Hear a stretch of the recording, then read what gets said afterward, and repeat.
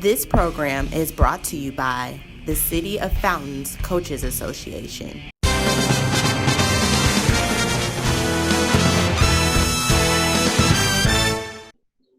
Carlos Nelson with Cascade Sports, and we've got a real exciting interview from my would-be. I'm from New York, but I claim DC and Maryland and Virginia area because I spent a lot of time there also. Who do we have here? Hi, my name is John Nakpodia. I'm the head women's basketball coach at the University of the District of Columbia. Hey, John, I want you to give a rundown of when you first fell in love with the game. I want you to give the props to the coaches and the mentors that help you excel in the game and building your skill set. Then we're gonna hand it off to Coach Ryan Glasgow, who is the athletic director of Lincoln Prep Academy. Also, he's the head basketball coach. Also, I think I talked to you about the City of Fountain Coaches Association. He is the director of operations for that. So run it down. Well, I first fell in love with the game when I was little, like everybody else, just playing with my friends in the neighborhood, going to the park, just being outside. It was a little bit different generation back then. So just really playing outside. Went through high school playing basketball. Actually played rugby my senior year. I was really good at that. And when I went to college, this love of the game just kind of came back for me. I was kind of really wanting to get involved and back into that. And I started off doing small things, whether it was coaching. Which college did you go to? Give a rundown of the names of the high schools and all of that. Got you. I went to the University of Charlotte, University of North Carolina, Charlotte, pretty much. I went there from 2008 to 2013. After that, I went to work for the Charlotte Reign with one of my mentors, Jay Billis, John Serby, Scott Herman, and actually Doug Gardner. They were the founders of pretty much a Charlotte Reign AU program, which pretty much was my first basketball job. I got a lot out of that experience. From that, I've been able to grow, work in Jay Billis camps as well. I still stay in contact with him. That's been a really strong mentor for me. And honestly, John Serby, who's the director of that camp now and was the former director of the Charlotte Reign, he's done a great job of always fostering me, pushing me forward, giving me advice on how to improve my skill set and everything like that. From there, I went to Howard. I was the director of basketball operations for a year with the men's team. That was a great experience. It really gave me a real inside look about how things work at the highest level, and really getting to travel with them and compete and kind of help put that together for them for that year. That really gave me a lot of experience. From there, I went on to work at Impact Basketball in Las Vegas, which is pretty much NBA player development, kind of a prep school also where they play games against schools such as the College of Southern Idaho, Salt Lake Community College. So that gave me experience against playing some of the top JUCOs in the nation. So that was a really good experience. From there, I went on to be the assistant coach at UDC with DeWayne Burroughs my first year, and my second year with Juan, Dixon. I learned a lot from both of those coaches. I still talk to Juan every now and then. He's currently the head coach at Coppin State University. So I would probably say, though, my biggest mentor, my biggest influence throughout my basketball career has really been John Serby. He's pretty much the director of the Jay Billis Skills Camp, and he's been there from day one. And he's just always someone that's really helping me sharpen my tools and everything like that. Every summer I go there work, he tells me how I've improved and what I need to work on. And I think that's just something that's important to be able to have someone of that level be able to critique me and tell me about kind of my skill set and which ways I can develop. Do you want to mention any personal mentors in your personal life that help you build your skill set in life? I don't know, your camera keeps moving. Oh, I'm sorry. I don't really have a desk at home, honestly. All right. Well, right. we know how to. Yeah, we know how to finagle it. All right. Do you want to mention any of your personal mentors that help you build your skill set, help you develop who you are as a man and as a person? And then Coach Glasgow is going to give you the FBI, CIA on chop it up with you on the sports side. Got you. Well, I would say first and foremost, my biggest mentor are my parents. And I mean, I know a lot of people say that, but my dad was born in Nigeria. He came over here when he was about 20, in his mid-20s, and he worked his way up to just really being able to establish himself here. He started off as a cab driver. He worked hard enough to be able to afford some properties in DC and was able to flip those and really just make a life for our family here in America.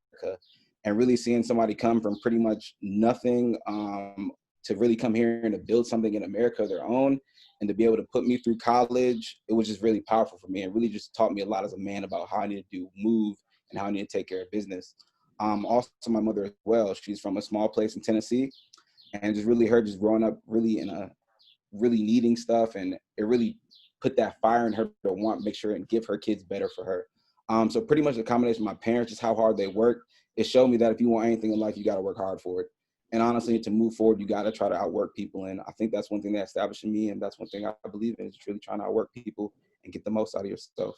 Two things I want to let you know. When I was in college, my roommate was from Nigeria. I used to run track, and he was the ankle leg for Nigerian Olympic team, okay. Tony Ingawinga. And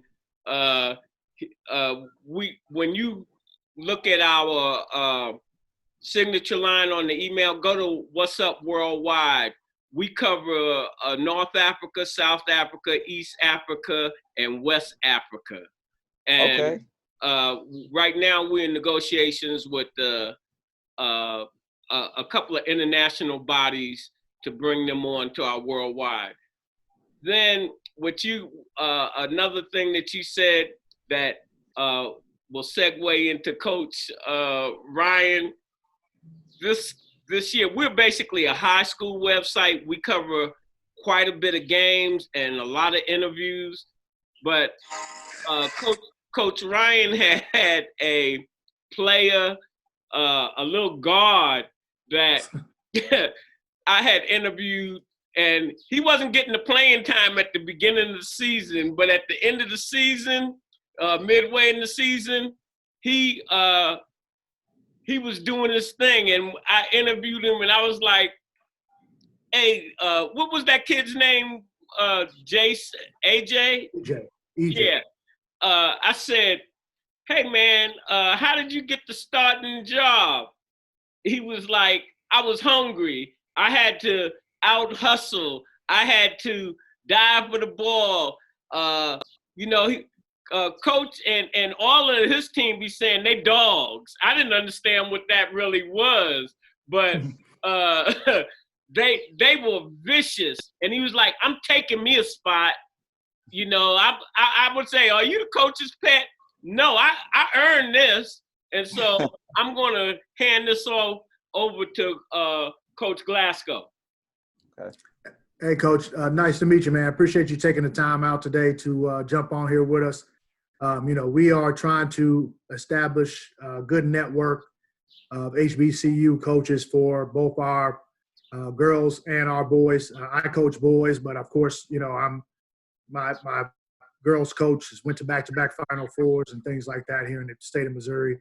Has won over, almost 300, 400 wins, I believe. So we want to build a network of a pipeline of kids, and start funneling to HBCUs, for opportunities and things like that, because, we don't feel like that pipeline is very existent anymore. So we want to try to recreate that, so to speak, and build that network up. So I always ask, tell us about your program. Tell us, what your philosophies are. How did you become a women's coach? Were you coaching girls in AAU? All of that. Give us a rundown of the program and what your success or failures the last few years, and just give for kids that are listening that may want to be recruited or attend, give them some insight to what you guys do and what it would look like for a future recruit to come to your school. Okay, gotcha. Well, the University of DC, of course, is located here in Washington, D.C., the nation's capital. We're actually located right next to a metro stop, so it is very accessible right there alone, just the city in general. UDC is a tremendous place, especially for local kids and kids out of state as well. It's really a growing school that a lot of people don't have too much a lot of people don't know about. So I'm glad that you have services just like this to really give us a platform to talk about our school. We are a smaller school, but that has so many advantages in itself, from whether it's being in small class size to really getting the individual attention that you need as students, and sometimes student athletes, as you know, they're going to miss a lot of class. So sometimes you're in those big classes, you just kind of miss a lot. But if you're in a class where a teacher knows your name, and if you're not there, you know, they know you're not there. They check up on you. You can email them, and they'll actually, you know, put a face to the name. So that's one thing about going to a small school.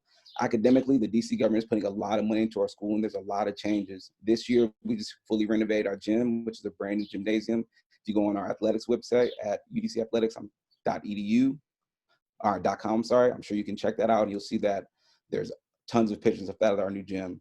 Academically, since I've taken over the program, and I believe it was 2018, we have not gone below a 3.1 team GPA for the year. Academics are very important. All of our student athletes have graduated. We have one young lady that's going to be doing a couple summer school classes to finish up, but if you come to our program for your four-year player or student athlete, you're going to graduate, and we truly believe that. So academics are very important in what we do. On the basketball floor, I took over the program. I think they're about 3-22. Our first year, we didn't do too much better. After that, we took a huge step forward. We went about 10 games. And this past year, we took a small step back. We won 8 games. We've had a lot of injuries. I think going into this year, it's really going to be about pretty much establishing our own culture and who we want as players, and finally getting, you know, our kids into the program. So we actually have some seniors coming up now. These are pretty much really going to be my first real senior class. We had a couple of JUCOs our first year, but this is our first year of having actual freshmen that we've worked with that are going to seniors. So we're really excited about that. We are actually a smaller team these past few years. It's one of the reasons we've kind of struggled, but we are getting bigger next year. We signed a great transfer in Jocelyn Jones. She was at Seton Hall last year, but previous to that, she was at University of North Carolina. We're signing a really good player from Australia, Claire Gerardo. She's played for the Australian travel team with Adidas and stuff like that. So we have some really top players that are really chosen our university. And although our record might not be what we wanted to the past 2 years, we have had the Rookie of the Year our first year. This past year, we had a rookie that finished 3rd in Rookie of the Year voting, and we had a freshman that was 4th in the conference in assists. So we do have a lot of young talent, and we're really finally starting to get the kind of players that we really feel like can fully change our program. And I think this past season, I think Synergy had us at about 74 out of 315 eligible teams on the defensive side of the ball. And the previous year, we were 224 out of 315 teams. So you can see in a year about how big a step we took on the defensive side. And now that I think we have a little bit more talent offensively, we really can take the program to the next level. But for me, first and foremost, I'm a straight shooter. I tell it like it is when I'm recruiting them. When they get here, I tell them everything they know about the university. For me as a recruiter, there's really no point in sugarcoating, because eventually the reality comes to the light. You know, you're going to get exposed, whether it's your coaching philosophy, whether it's the university. When they get there, when they meet you, they're going to eventually get to know you and know who the real you is. So I try to be a straight shooter. I try to let student athletes know exactly what it's going to come to their university.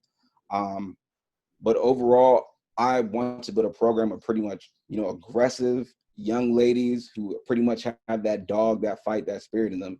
And really how we've kind of grown our defense has really shown that. You know, if you watch us play, we're super aggressive. We're in your face. We play aggressive on-ball pack line defense. And really being a small team, you know, teams really couldn't score on us inside. And just showing that pretty much, even on the girls' side, you know, we pretty much started, our center was 5'9", our forward was 5'8", and pretty much goes down for that. We really were a small team playing teams with 6'2" players. So now that I think that we actually have a lot more, you know, basketball talent, as well as some experience from our older players, I think that changed a lot. And not to mention just myself as just getting more experience as well. This is my 3rd year going to head coach, my 5th total at UDC. And prior to this, you know, my real experience coaching girls basketball was really on the development side, you know, training girls and stuff like that. But when I was at Howard, actually, I would actually sit down and watch the women's basketball practices. I used to love the coach there. She was actually really good. I'm trying to remember call her name right now, but I would go in there, stay in the practices. I would talk to their assistants. And, you know, one of the things I noticed early was, you know, you really have to be able to coach on the women's side. You know, you got to know your X's and O's. You got to be able to perform out there. You got to be able to get them right. And that's one thing I really wanted to do and just kind of expand my skill set. And really just when I saw that, you know, there was a position open at UDC for an assistant basketball coach, you know, basketball is basketball to me. I've never really had a dream of being, you know, a men's coach or a women's coach. You know, I just wanted to coach basketball. I wanted to affect lives. I wanted to make people better. I wanted to give them a chance to get an education. If they could be pro, that's great. But if you can go ahead and get your education out of this experience and become better as a person, like, I feel like I did my job. But don't get me wrong, we want to win too. So we definitely made those strides to kind of push ourselves in the right direction. But as soon as I got really, as a assistant coach of women's game, I fell in love with it. And I honestly never really want to go back to the men's side. I've gotten so much value out of it. I love working with my assistant coaches, Coach Raven Gerald and Coach Jasmine Rich. You know, they've taught me a lot, you know, so we really work together as a team. And, you know, I really just feel like when you're building a program, it's just not your own program. Of course, you're going to have ownership as a head coach, but you got to know this for everybody. You know, you want your assistants to have some accountability. You want your players to have accountability. So we try to build a program where, you know, of course, you know, as a head coach, you're going to have a lot of final say and have to make some tough decisions. But at the end of the day, you want to have everyone have ownership. So whether it's putting a little bit more on our assistant coaches' plate for responsibility-wise to help them develop so that one day they can reach their goals and be head coaches as well, or whether it's the players, you know, letting them have some idea on what kind of community service projects they want to do. And that goes into another thing here. Last year, we had about 16 community service hours before we had to stop due to the COVID-19, but we're very active in our community, especially last year. We actually volunteered with USA Basketball for the Coaches Academy. Our team was actually the volunteer team for a couple of days. They got coached by some of the top coaches in the nation. So I'm really about, honestly, just trying to help give back to DC, trying to improve these young ladies' lives, give them the opportunity to get their education. And if they can go pro, that's great. But I think really the main thing is we want to make them go forward in life. I appreciate that. So what as far as conference, you know what I mean? We spoke with your men's coach a little while ago. How you guys been doing in conference? I mean, you know, last couple of years. Also, what are you looking for in the 2021, 22 classes coming up? So if we can, you know, build up a pipeline and send any kids your way, what type of scholarships are available in the next couple of years? And what type of pieces are you looking for so we can get the word out? Okay. First and foremost, I think what kind of kids we're looking for next year. We're really looking for long athletic players, and that doesn't just necessarily mean height. That means, you know, length and stuff like that. Really a strong knowledge of the game. We're really trying to improve our size, as I kind of just said. We signed 4 girls in the 2020 class that are about 5'11", 6 foot guards. So we're really looking at trying to get more size overall, even at the point guard, certain positions. But if they have skill, we look at them anyway. But mainly we're going to need pretty much all positions. We have 6 seniors, so we're going to need a really big class. We have a guard leaving. We have our point guard leaving. We have 2 forwards leaving. So we have all positions available. We're really looking at everything. But first and foremost, they have to be great with their academics. We really look for people that pretty much at least over a 3.0 because we know that'll pretty much translate to college and they'll kind of have some foundation to be able to maintain their eligibility. I mean, there are a lot of services at UDC, but we would like to kind of start with a good foundation academically as we haven't gotten below a 3.1 team GPA. But outside of that, we're looking for girls that can really shoot the ball. That's an area we struggled in. Ball handling as well. We have quite a few rebounders this year, so we're really good on that for 2021, but we're really looking at pretty much scores. If you can score the ball, that's going to give you opportunity for us to look at you regardless of your physical profile. Because as I said earlier, we kind of really improved on the defensive end, and I know we're going to continue to take strides we have in the past couple of years. We're really looking for more players that can kind of put the ball in the basket and kind of create their own shot. So we do also play kind of an up and down, up-tempo style, full court press. We play fast. So pretty much we need guards that can handle in transition and kind of attack the rim and kind of read the game as well. So we're looking for players with a really high knowledge. But at the end of the day, if they are really interested in our university, we're going to take a look at them, honestly. They just need to make sure they send an email to myself or one of our assistants and just kind of let us know that they're interested, and we'll evaluate their film, and, you know, we'll give them a real rundown of what we feel and if we can kind of work with them and if it's a possibility they can attend our university.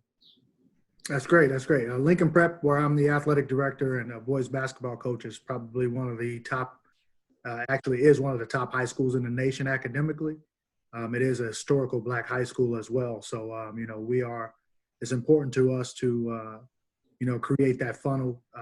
These kids have to maintain a 2.5 GPA at all times in order to remain at the school. So academics are a high priority here already. So it's definitely, sounds like a good match as far as that's concerned.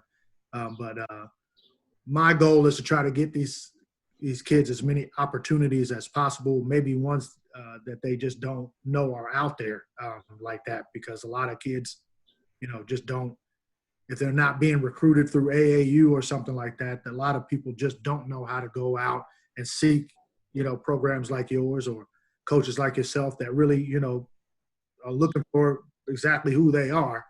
So we're trying to get this out to as many coaches as we can, or families, and to get in contact as we can to make sure, we set these young ladies and, and these kids in the right direction.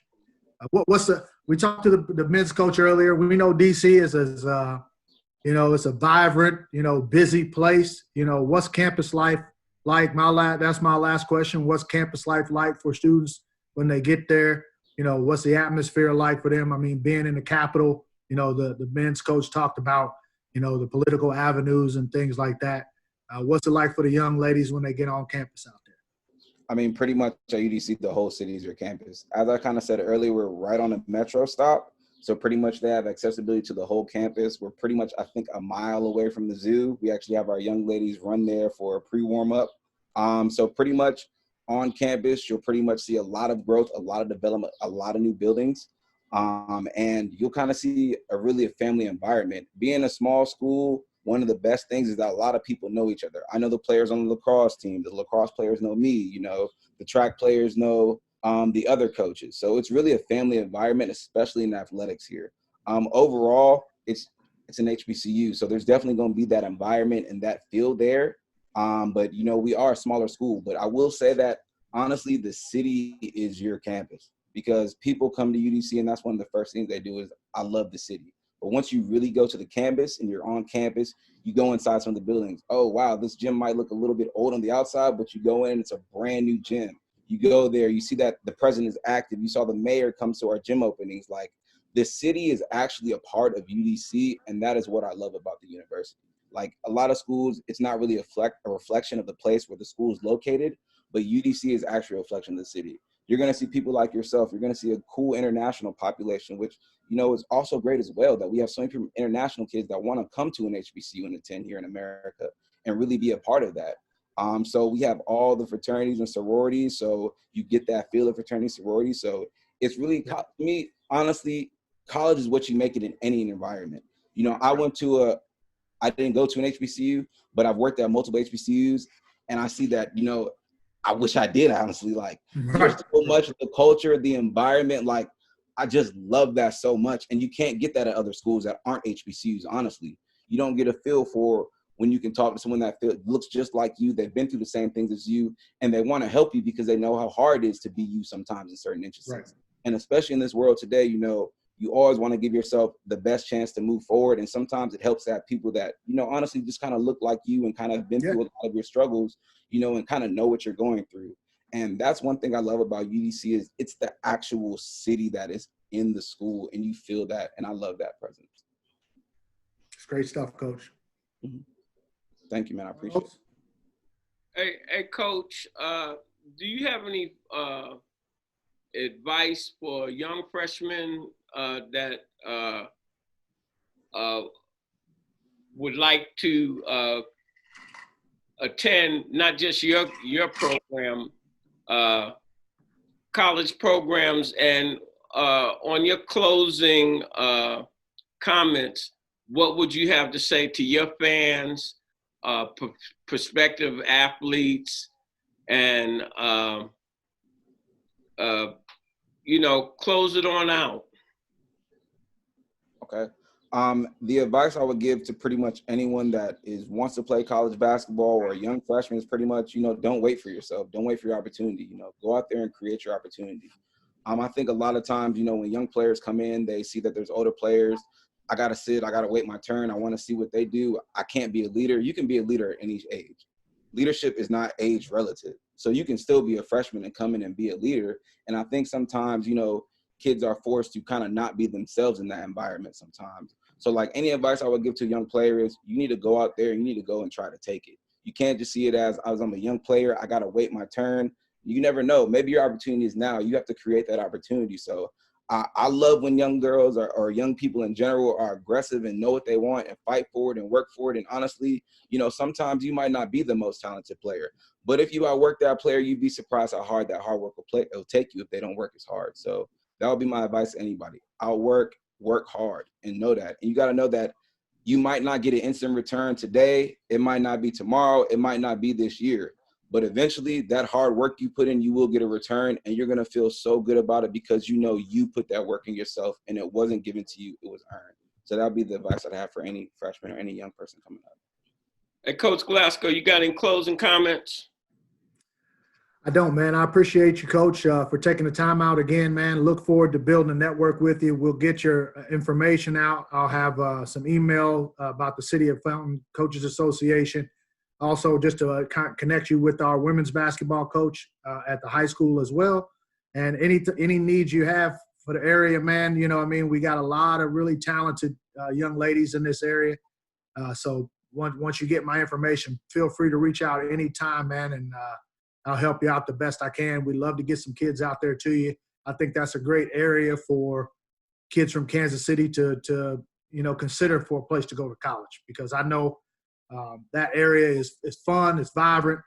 Definitely is. And all of the music and everything, the culture out there is great, you know what I mean? So, you know, and we want to steer more of our young African-American student athletes to be a part of the political scene, you know what I mean? Be a part of wanting to be senators and mayors and, you know, all of these things, police officers even, because what we're seeing going on in the world, we need more of our kids to go that direction and try to change it from the inside. So I look forward to building a relationship with you, Coach. Thanks for being on here today. Hey, Coach, when Coach Glasgow said music, I thought about go-go, baby. Yeah. That go-go is tough, man. That go-go is tough. Active on the streets here. It's still here. If you walking down U Street, one of the Boost Mobile stores is currently always playing go-go. So it's still a part of the culture. Yeah. It's still here. And I just want to say thank you all for pretty much having me on here. I think this is great. What you all are doing is really giving exposure to HBCUs, which we don't always get enough, and really just people in general out here. And I see you told me earlier doing stuff in Africa. Like, that is truly amazing. And it's great that we have people like y'all out here that are really expanding and letting people know what options are out here outside the typical ones they might just see every day. All right, Coach. Pleasure having you on the show.